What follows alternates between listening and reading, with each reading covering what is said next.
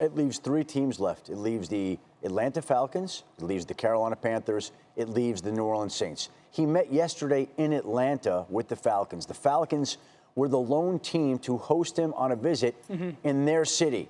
And so they got to meet with him on their home field, so to speak, and go through. I'm told that presentation went longer and better than people thought it would. It was an elaborate presentation that the Falcons had ready for Deshaun Watson to try to convince him to come home. He's from that area. He served as a Falcons bull boy, as we've pointed out.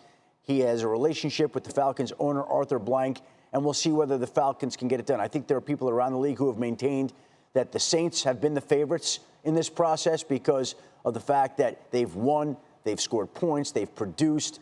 They feel like New Orleans could be an ideal home for Deshaun Watson. Carolina had a better presentation, I think, than people thought. And earlier today, we were told it's a three-team race, all three teams in the NFC South. And I think it's a little bit of the double whammy, too, right?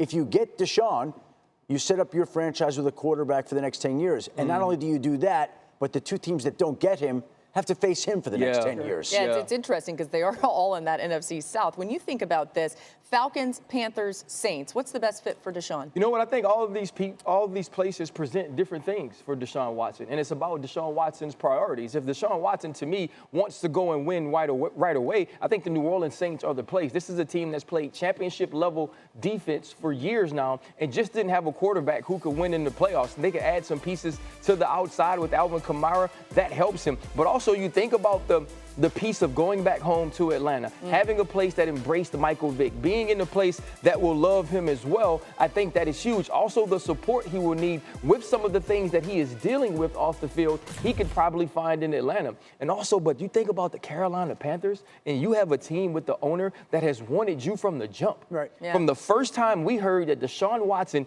didn't want to be a Houston Texans any longer, the Carolina Panthers have been all in. And so for him, it's going to be about priorities. Is it about your individual statistics? Is it about your life, personal? Is it about winning right away? This is a very difficult decision. And when I listen to Adam here say what he said about the presentations, that's probably why it's taking Deshaun a while as well. Well, I think it made it harder for him. And also will tell you that the Saints cleared out all this cap space today. So if this trade were to go through, the Saints could accommodate Deshaun Watson. Contract. The Atlanta Falcons would have to move on and trade Matt Ryan to make a deal with Deshaun Watson happen. And it would almost be simultaneous to where you'd see Matt Ryan traded and Deshaun Watson traded into Atlanta. So there's some housekeeping and some gymnastics that the Falcons would have to do in a short moment's notice to get a trade done with Deshaun Watson. But they know that. They're prepared for that. And Matt Ryan does have a $7.5 million roster bonus that's due tomorrow.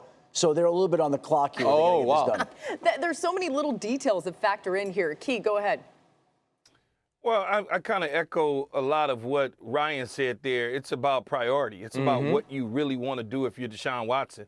If you want to win right now and you want to compete right now, I think the New Orleans Saints situation is extremely important. Not only that, the city of New Orleans, as you know, being down from there, Ryan, they will wrap their arms around him and give him the proper guidance within the community that he needs. The city of New Orleans has been through so much through so many years. They understand certain things and values in terms of being an African-American. That is a city that would embrace him, no question about it. And that goes for Atlanta as well. He is at home. He needs people around him going through those situations. Atlanta's not ready to win football games right now. That's the And problem. in Carolina, you look up, and Matt Rule may be on the move in a year or now, right? He's going to be probably on the hot seat, on one of Adam's hot seats in the middle of the year. So you may want to watch that. No matter how great you are as a quarterback, you can't turn that around.